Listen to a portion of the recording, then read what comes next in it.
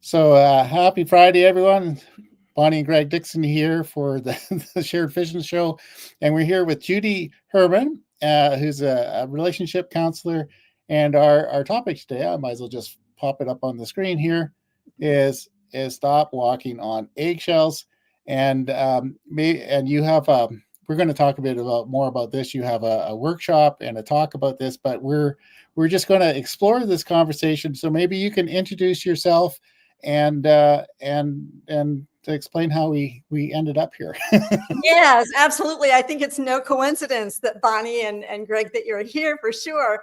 And yes, I'm Judy K. Herman. I'm a psychotherapist. Actually, that was my second career. And then my first career was homeschooling 4 children in a very troubled marriage for 30 years. So I have lots of experience, but basically a total of 40 years of marital experiences to 2 separate husbands, not at the same time. But anyway, I've learned a lot over the years. And I have there was one day that my therapist said to me, she said, Judy, you have a tremendous amount of tenacity and stick-to-itiveness. And I was getting ready to pat myself on the back. And she looked at me in the eye and she said, that's not a compliment.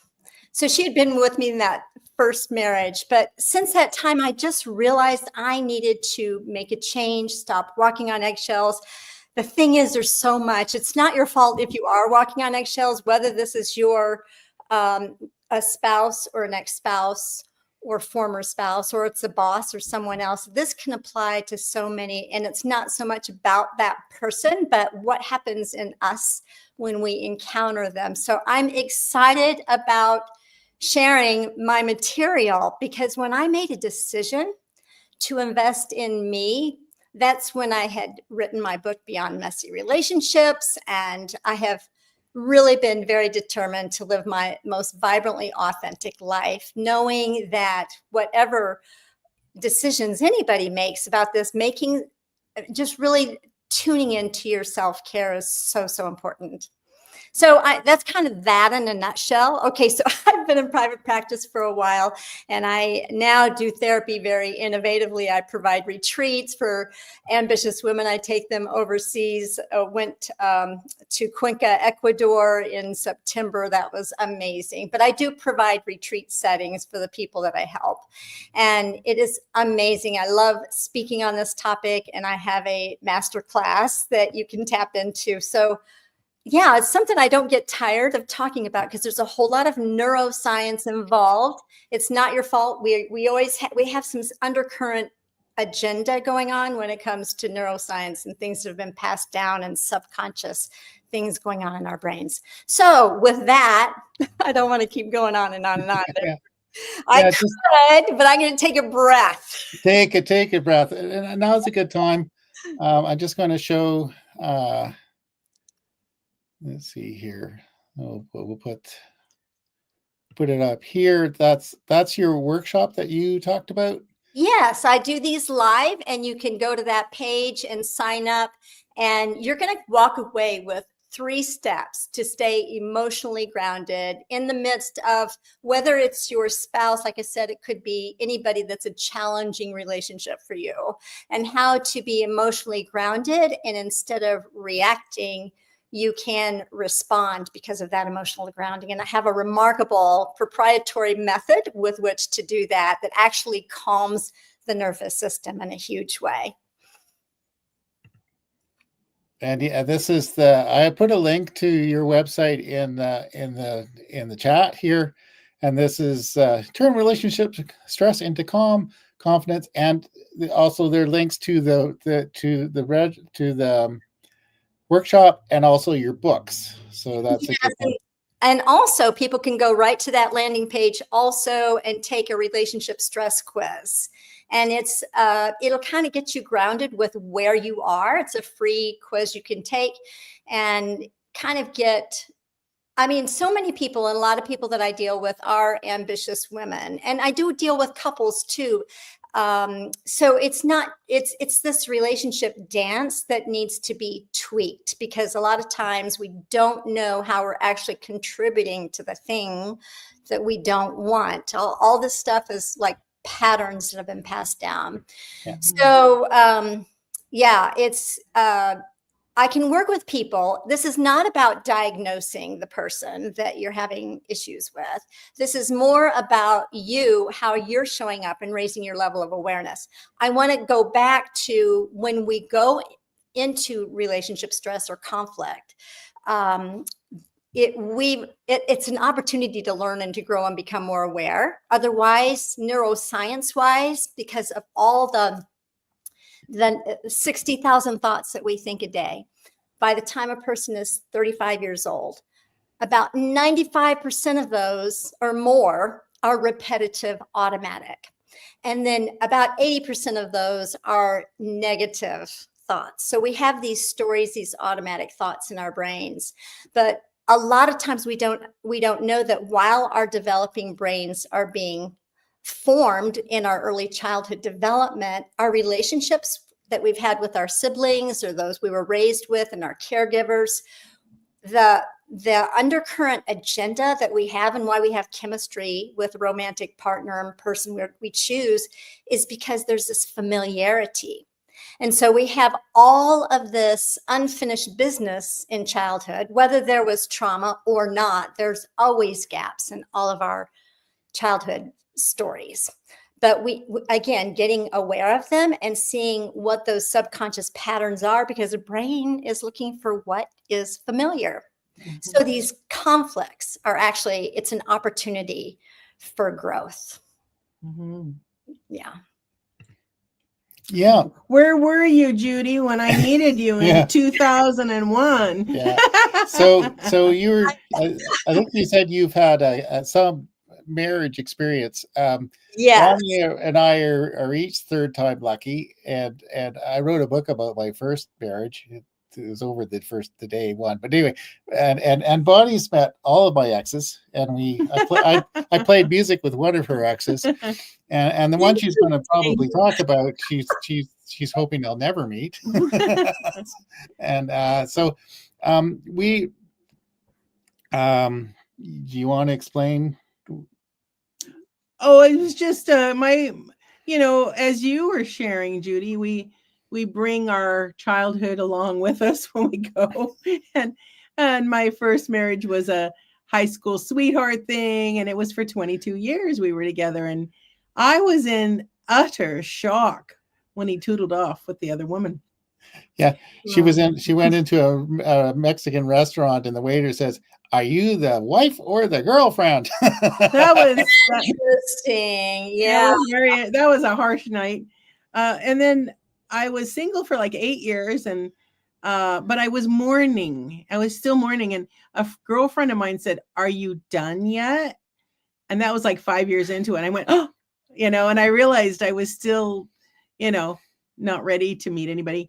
And then I decided to foray out into the, world again in my mid 40s. And I met someone, and it seemed like the wonderful match, and it was a whirlwind. And even friends of mine said, "Are you sure? Are you sure?" I couldn't see. I had these blinders on. Mm-hmm. And so anyway, I kept moving forward with it and kept thinking, maybe I should go, maybe I should stay. And there's a book about that. But the book, when I saw this title today, I just had to meet you, Judy. I was walking in Seattle, and I looked down and I saw a book called Stop Walking on Eggshells. And I stopped me in my tracks, and it took my breath away, because that's how I felt at the time. Mm-hmm. And I read it, but I also read every book on love. I was trying so hard, and it was just not working. And so my cautionary tale is, if your intuition says for real and you've worked it out, leave, you need to leave. I didn't leave. And what happened was, the rest of the story is, my ex fell very, very ill, and I was caretaking for 4 years. And although he got better, we did finally, split apart. But I didn't feel comfortable leaving in the midst of the whole thing. So it extended this whole trauma out for another 4 years.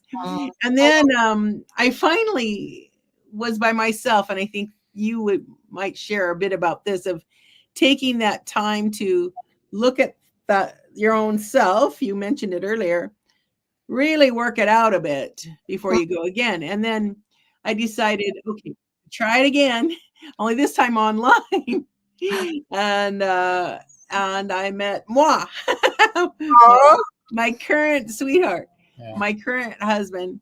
And I think because both of us had been married so long, it helped us, you know, for our marriage. And there's always something to work out, but it's more mature. Not that I can't learn more, for sure. We need to learn some more tools, but I'm excited to hear that you're helping people with the tools that I didn't have in 2001. yeah. I actually didn't get it still. Yeah. And you know what? There's so much development. First of all, give your younger self grace, because I know there's probably a lot of people watching or listening to all of us here. Mhm.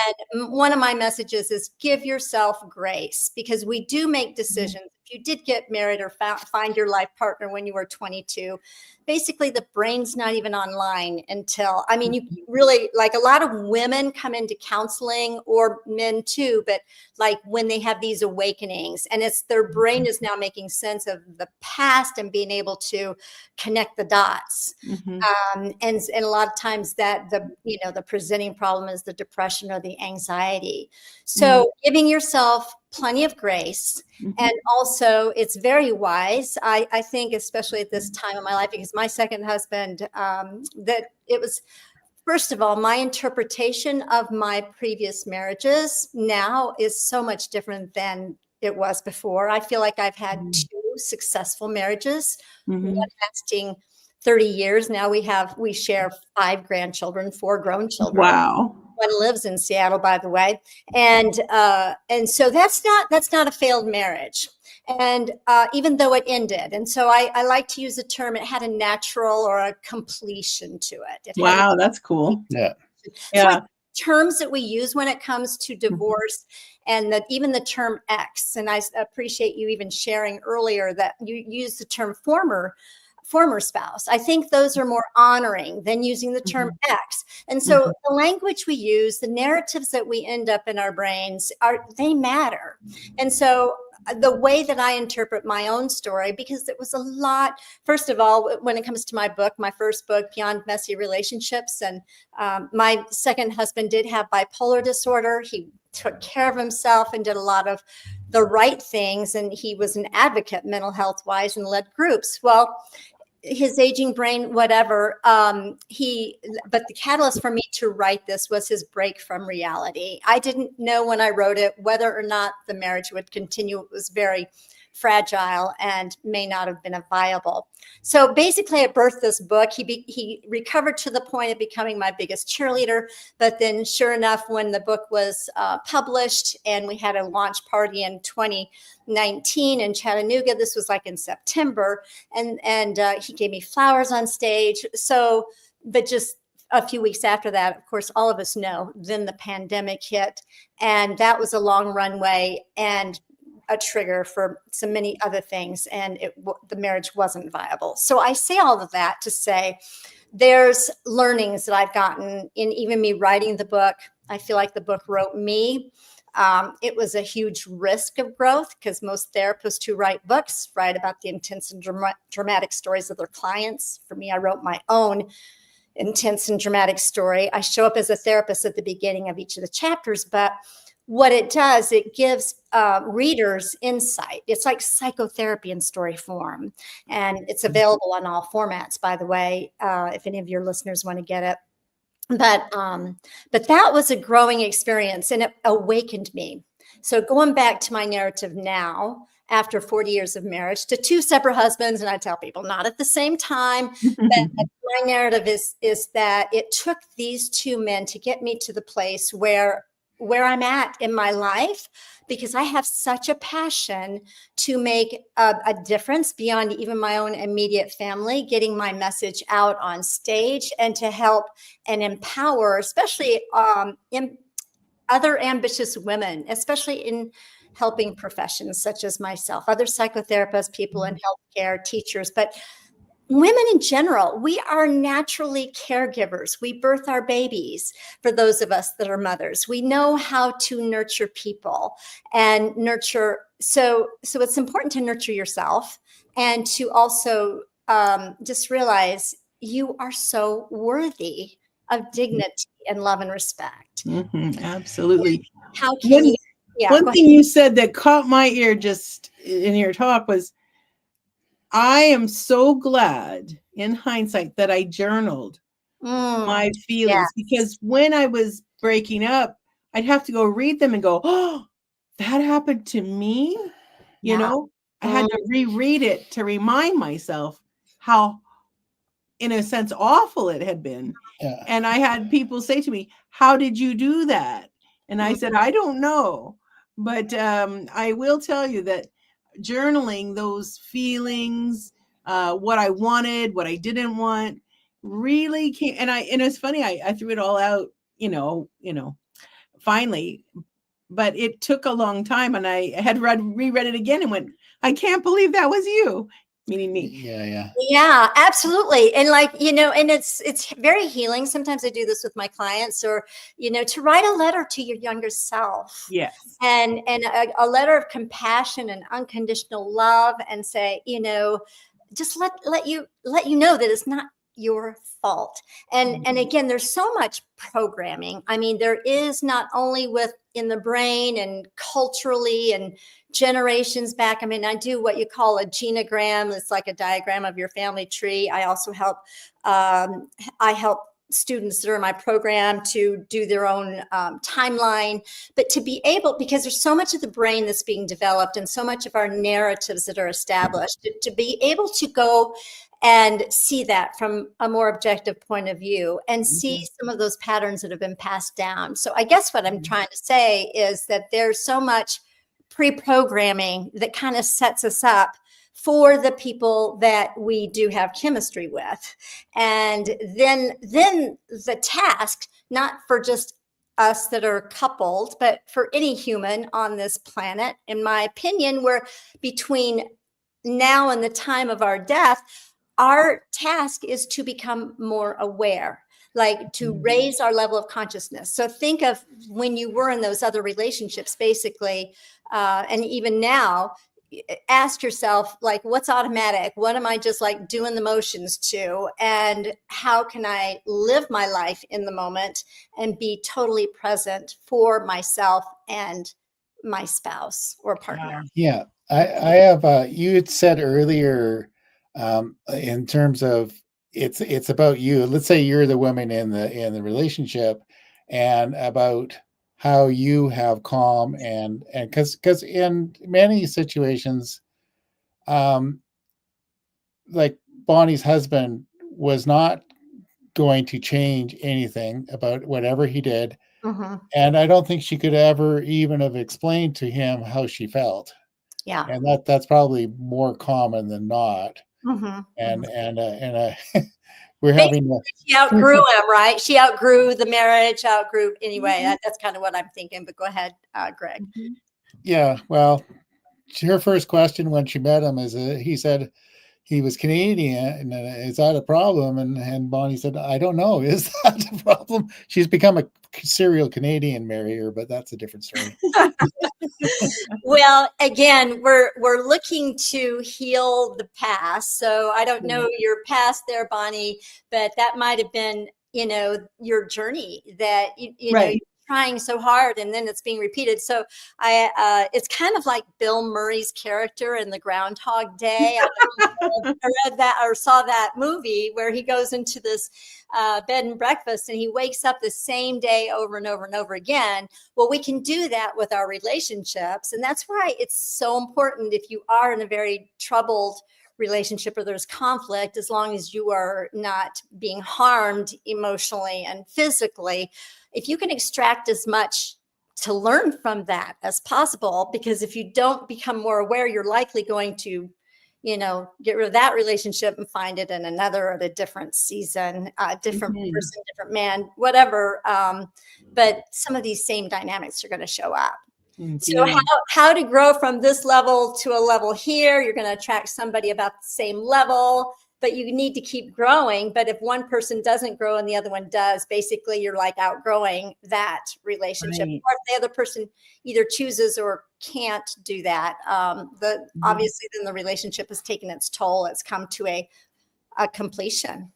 Now you have books and you have a retreat here and there, and you have, tell us again all the things you offer, because I'm sure the people listening today are going to go, I need to talk to Judy. Absolutely. Oh, please do. Please come to the masterclass, and there are various times.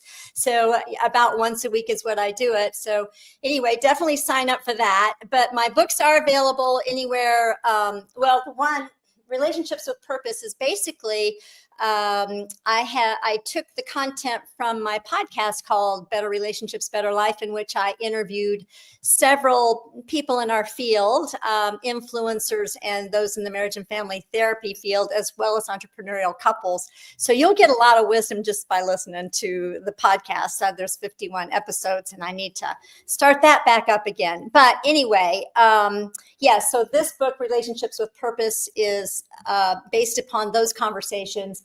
And then Beyond Messy Relationships, that's wherever books are sold, wherever you might be in the world, you should be able to get your hands on that with no problem. But the other one is Amazon only. And yeah, you can still tap in to the podcast, Better Relationships, Better Life. I would absolutely love for you to connect and take that relationship stress quiz and, stay connected with me. I'd love to share some more resources as well. Yeah, so I have a question about your masterclass here. How long is that? It's just an hour. It's an hour long, and you're going to come away with 3 strategies that are extremely valuable. I mean, these are some things that to raise your awareness, your conscious awareness about even things that are so natural for most of us when we describing our feelings, for example. And I also have a proprietary method of breathing fresh air, and the air, breathing in and slowing down, like what you talked about, Bonnie, on one of your things that I was tuning into, but it does slow down the nervous system. But the AIR is an acronym for awareness. And then the I is intentionality, and the R is the risk of growth. So there's certain, you can just really be in tune with a lot of this. So it's kind of an interactive type of a masterclass, but you're going to come away with things you can use immediately when it comes to staying emotionally grounded. Mm-hmm. Those sound so excited. I can't wait to attend one of them to learn more. My husband is a wonderful husband. And at the same time, I know all of us are growing and can always learn more tools. Yeah, and, it'd be great for both of you to be on it, I'm telling you, because this is kind of it's a master class about, it's not a man bashing masterclass. I'm telling you, it's not about, stereotyping people, whether they're narcissists or not. But it's a how you are co-creating the thing, and what you're doing that is not in your conscious awareness. And then we talk about some brain science related to that too. So it'd be great for both of you if you wanted to both join. Absolutely. And I can help you with dialogue afterwards. How about that? Yeah. Well, thank you very much for joining us and sharing. And all right. Well, I appreciate it. I hope I didn't stir anything up. Y'all won't have a fight in the parking lot. Oh, no, not at all. And I was just the moment I saw the title, I thought, I really want to meet you. Oh, and yeah. I look forward to sharing it with people as well. I write a little column called Healthy Conversations, and this is a healthy conversation that you have with people. Yes, absolutely. It is. And it's a dialogue where it's like a speaker listener, where you're doing reflective listening or reflective, reflecting back what that other person is saying, which you probably know all about. But I'd love to connect with you more if there's anything I can help with on your writing and everything that you're doing there, Bonnie. Absolutely. Well, thank you again for being on the show. We so appreciate you. And I know you're going to go out and bless a whole bunch of people in this world. Well, thank you so much. You're an amazing couple, by the way. I want to tell you, you're amazing people. And yes. Yeah, people have written songs about us. Oh, yes. We had a song written about I met Bonnie when she was at Unity of Vancouver, and anyway, I think the first day I got, well, it turned out that I knew it was like 6 of the musicians at an event, and I came in. I didn't even say hello to Bonnie yet, um, and I somebody said, "Oh, are you dating Bonnie?" And this musician told me the story about her, but he gave a pitch for her, and then Bonnie had this. I guess he'll share this story. We were kind of, when we first met, we both had kind of colds, and she was there. She had a pretty severe cold, and she was in the back of the room with this big pile of Kleenex. used Kleenex, and anyway. And I guess I reached over and I put my arm on her shoulder like this. And it's like, it felt like everybody in the room turned around. About 100 people turned around and saw this. And the ministers, I'm pretty sure there were 2 or 3 talks where they mentioned about, we were like the theme of some talks. Not only did you all feel the chemistry, I guess it kind of maybe filtered throughout the room, I suppose. Yeah. And one of our friends wrote a song about us, and they played it at the wedding, and it was called and I had love handles and sensible shoes. It was funny. It's kind of a country song. Well, let me ask, how long have you all been together? 7 years, and it'll be 8 in September. Yeah. Right. And I'll show you this. Whoops. Yeah. And yeah, we're still live, just by the way, while we're still saying incriminating things. But this, I'll show you here. This here, we had a friend make a poster of us, like a cartoon of us standing on an RV, and that was the theme of the wedding. Oh, my goodness. There's a tyranny of the cartoon. We went out and shopped and bought. We had to wear that shirt and that dress at the wedding. So it was a tyranny of the cartoon. It's really, really quite funny, Elsa. Yeah. Well, I love it that you two are smiling and laughing together. That is something also, like the laughter and the doing this together really raises the oxytocin and those feel-good chemicals in your body. So keep up the good work. Yeah. So, well, if you release another book or you got another talk or something, you come back on and we'll entertain the masses again. Absolutely. Absolutely. I would enjoy that. Thanks for having me. Take care, Judy. Thank you. Thank you. Bye-bye. Bye.